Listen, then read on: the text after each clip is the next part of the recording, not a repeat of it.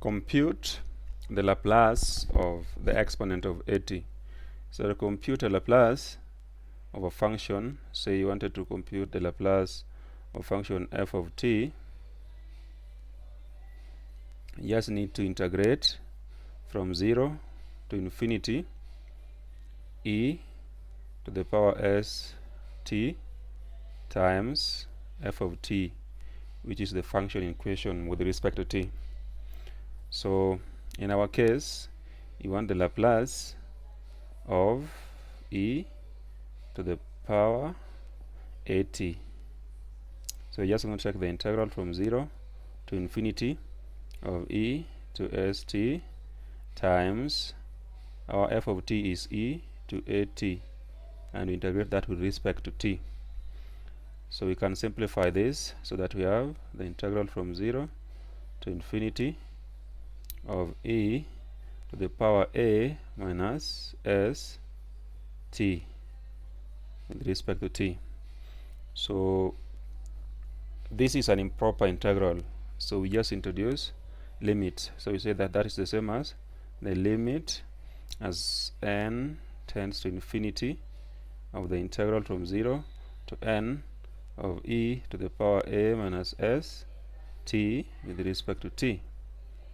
So we just integrate whatever is there, and we're going to have, if we integrate this, you're going to have 1 over a minus s e to the power a minus s t, and the limits are from 0 to n.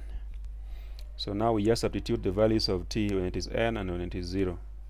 So we have the limit as n tends to infinity, and in the bracket we have, when t is n, we just have 1 over a minus s e a minus s n, minus when it is 0, we just have 1 over a minus s. So now the power of the exponent, that is a minus s, is going to affect our result. So we have to check its sign, whether it is negative or positive. So the first scenario is when a minus s is positive. So when a minus s is positive, in this case, it means that this exponent is going to move to infinity. But when a minus s is negative, then that exponent is going to move to 0. The exponent is going to move to 0. So that is what we go with. So because that is where our integral converges. So it means that that Laplace e to the power at is equal to, when the exponent move to 0, that is 1 over a minus s, and this is the condition that a minus s is negative, meaning a minus s is less than 0. But we can manipulate this so that we have a positive here. We can say that this condition b is just manipulating whatever the condition that we have here.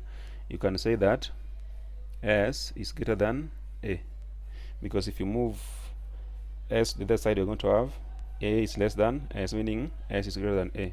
So if that is the case, it means you're going to minus the smaller one from the bigger one. In this case, s is bigger, so you're going to have 1 over s minus a, provided that s is greater than a.